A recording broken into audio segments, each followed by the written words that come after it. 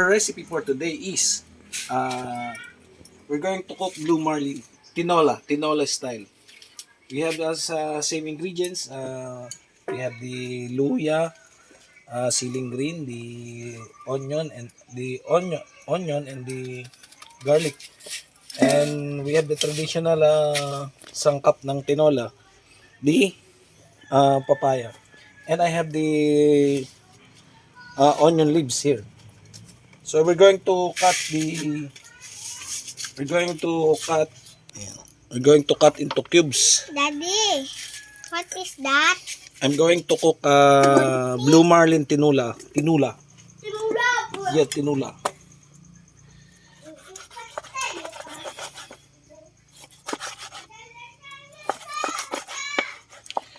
By the way, guys, I would like to say thank you for those who are already subscribed to my channel, and for those who are not yet, please do subscribe to my channel.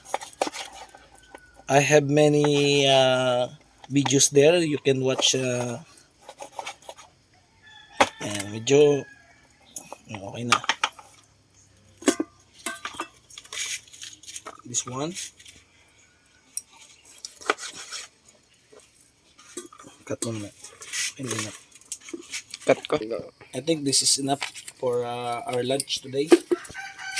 So, ready na yung ating so I'm going to cook the tinola here in uling kanal. Uling stove, no? This is the traditional way of cooking here in Oriental Mindoro. We use the uling na bao, and this one.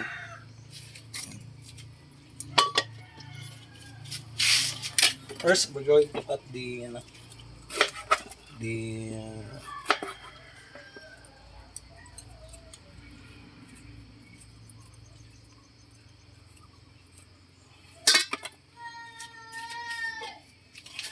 cut mo muna. So, we're going to heat the oil muna.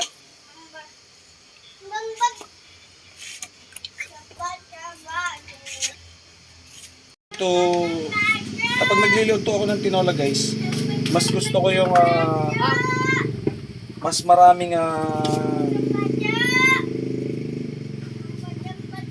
favor kasi ako sa sa more on ginger. Tama ba? Ginger. So mas maraming luya ang nilalagay ko.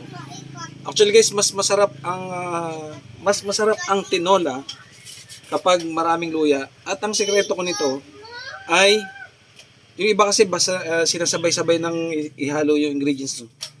Ako, ginagawa ko, ginigisa ko muna lahat ng ingredients. At yung luya, ito-toast natin to. Kapag brownish na siya, saka ako ihalo yung ating other ingredients. No? By the way, habang ginigisa natin to at habang tino-toast natin to, gusto ko magpasalamat dun sa dun sa 10,000 na ayun, guys, kinongratulate na tayo ni YouTube, no. So thank you sa platform na to. At malaking bagay yun, no. So we reached 10,000 na subscriber. Nagpapasalamat ako dun sa mga subscriber ko na foreigner, yung hindi ko masyadong maintindihan yung language dun sa mga comment. I'm sorry, guys. But I will try to understand your comment, guys. No? And I will try to reply on your messages. No?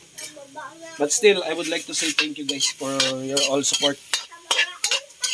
And today is Sunday. I'm going to cook our lunch for my family. Ayan, so malapit na siyang matos. I-redish natin yung buong luya, no? Yung buong ginger. So yan, nananalsik yung yung ating So yan, guys. Kapag nagluluto ako, mainit kasi dito sa area namin, lagi ako may reserved na cold water. So,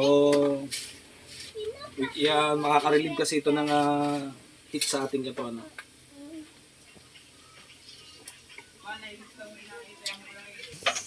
Yan, guys, we're going near to become toast our ginger. Kaya nga pala natin ito tinotoast guys, para ma-extract natin lahat yung lasa ng luya. Para lumabas lahat at sumama siya dun sa oil. Kasi gigisa natin yung, usually ginigisa ko yung, kapag mga chicken or ano ang niluluto ko, ginigisa ko. Pero ngayon tatry ko na, kasi first time nating magluto ng tinolang blue marlin. Fresh blue marlin. Pan. So, dito sa kawali. Gisa na natin yung sama na natin yung ating bawang. Then, next na natin yung ating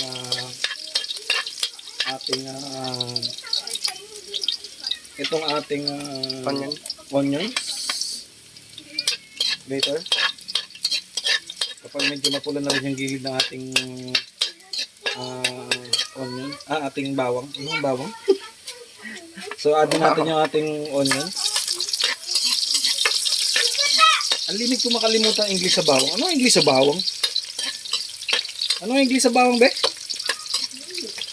Garlic pala, sorry Garlic. guys. No? Garlic, no? Ayan. Ayan, we're going to add the fish.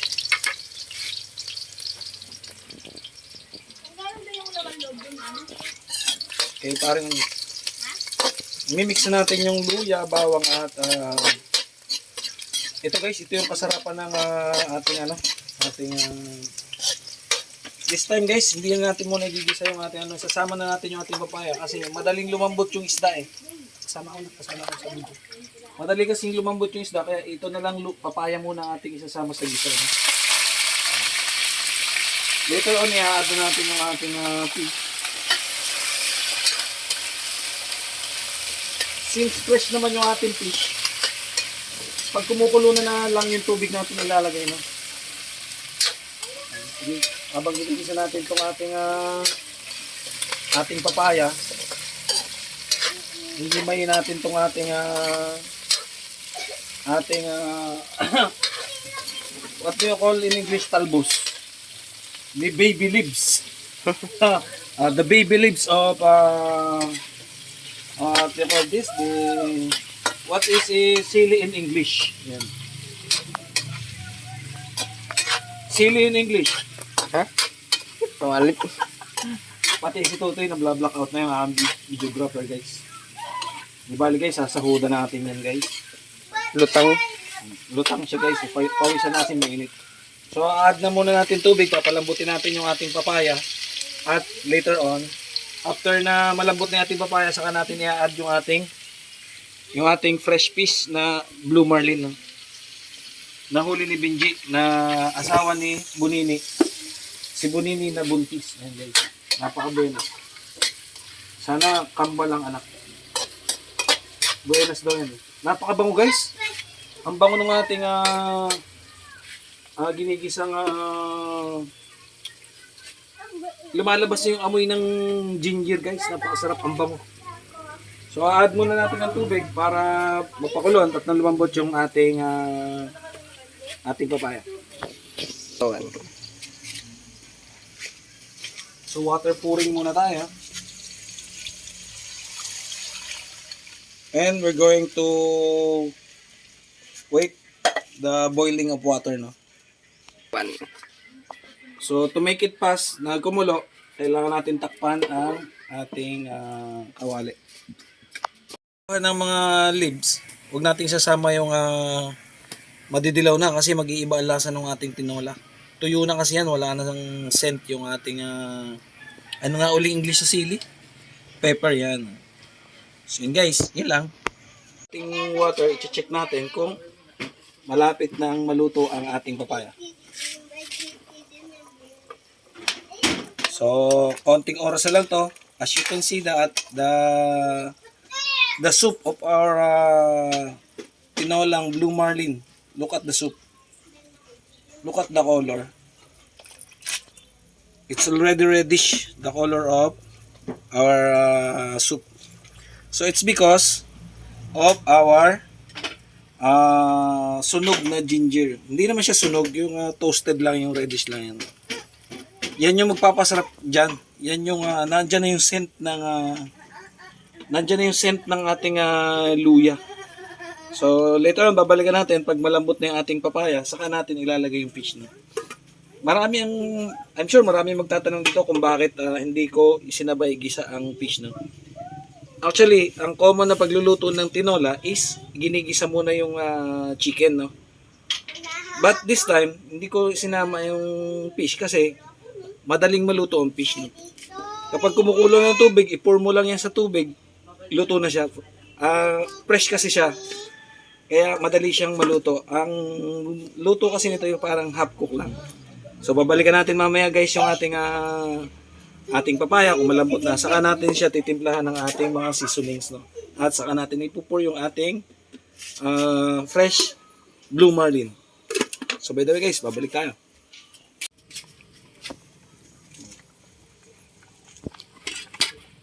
Almost cook na yung ating papaya, so we're going to put in our fish.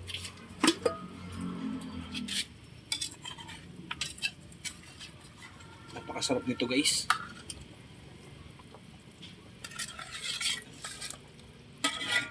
Para siyang nakikita nyo guys yung pinagbugasan niya yan, yung pinaka-oil niyo. Nagmamantika siya guys, no?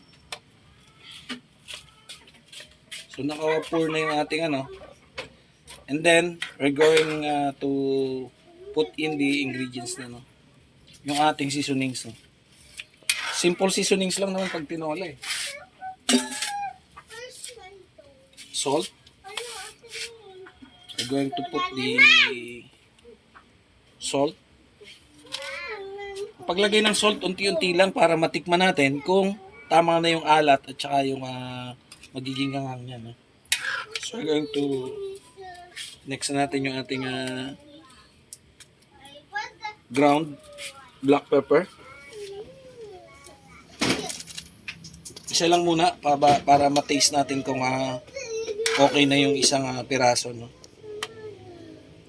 Yung iba, may kanya-kanya kasi tayong style, no? Hindi sila naglalagay ng paminta. But for me, napakasarap, may ground black pepper ang tinola, no? We're going to put in our Ajinomoto seasonings. MSG. What is MSG? Monosodium glutamate. Ayan. Ajinomoto, MSG. Monosodium glutamate. Mono. Mono. I'm sorry guys. Monosodium glutamate. Ayan. Ayan. May trivia tayo ngayon guys. MSG. Ayan. Monosodium glutamate. Wow. Ngayon ko lang nalaman guys sa tagal ko nang gumagamit ng Ajinomoto seasoning. Ang Ajinomoto seasoning pala ay MSG. MSG, monosodium Glutamate. Ayan. MSG parang sa akin masarap na ganito. Wala lang yun guys. So we're going to taste ang ating soup bago natin ilagay yung ating mga seasoning ingredients.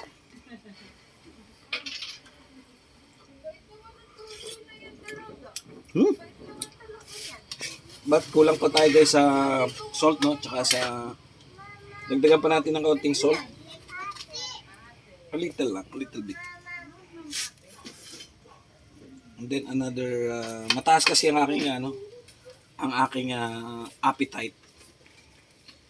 Nagka-COVID kasi ako kaya tumaas ang aking appetite guys. Ang aking panlasa. And then we go put another. Sabi ko nga kapag nagluluto ako, mas gusto ko maraming bakit hindi ito durog masyado? So kukuha tayo nung ground talaga, yung durog parang pulbos. Next guys, ayan, add on tayo ng black pepper. Focus lang dito. Nakikita mo yun guys, oh. Nakikita mo yan.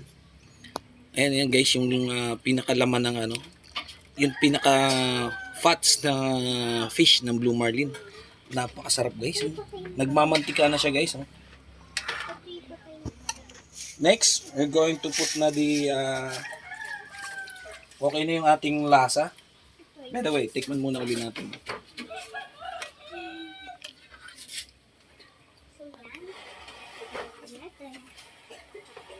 Hihipa natin kasi napaso ako minsan nito. Katangawan ko. Focus na dito. Focus mo dun sa bibig ko. Talos. Wow! Ang sarap guys. Gawin nyo to guys. Ang sarap. Simple seasonings lang. Wala na akong mga magic sarap. Hindi ako nag-add ng magic sarap. No? Just MSG. Monosodium glutamate. And next, we're going to place the our focus. The Bay leaves. what do you call this? Bay leaves ata. No, this is dahon ng sili, talbos ng sili, guys. Ayan, guys. Focus na sa wali. And then we're going to add on the onion leaves. Then we're going to give the additional seasonings for the green pepper. Ayan guys, no? Nakikita nyo guys yan? Kung nakikita nyo yan, I'm sure masasarapan kayo guys. Kumakain na yung kapitbahay. Kami hindi pa. Eksakto lang sa amin ang sabaw nito guys.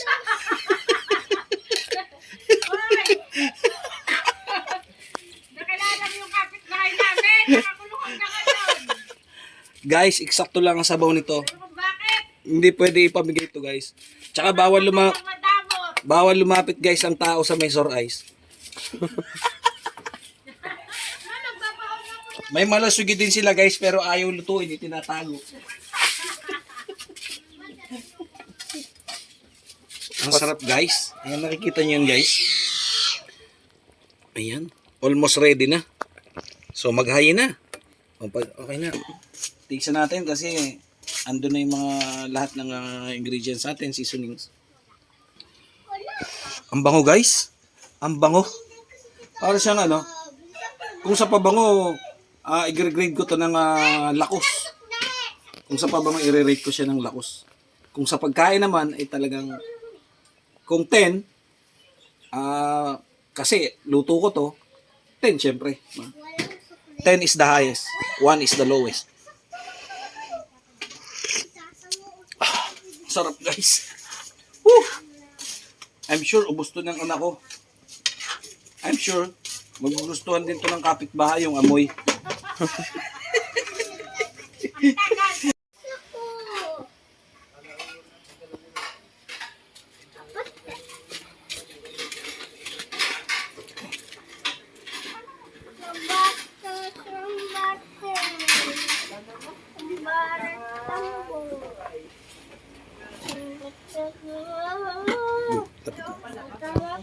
Okay na. Ako'y maupo lamang eh.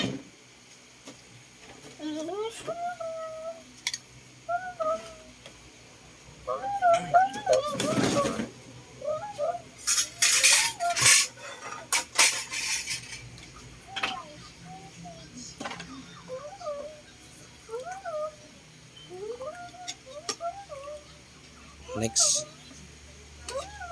Cut mo muna.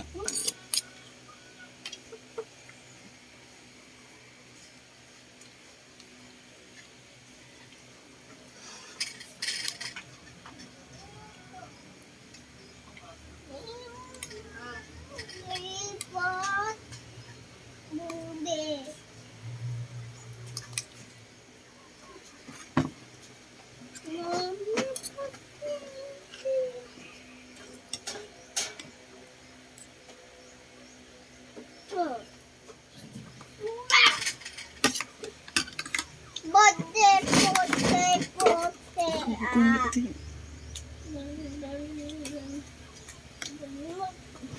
Diretso sa ano.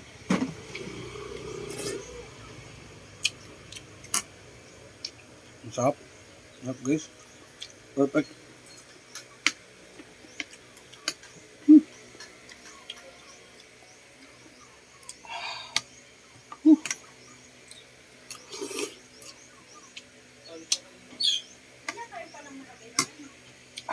Sarap.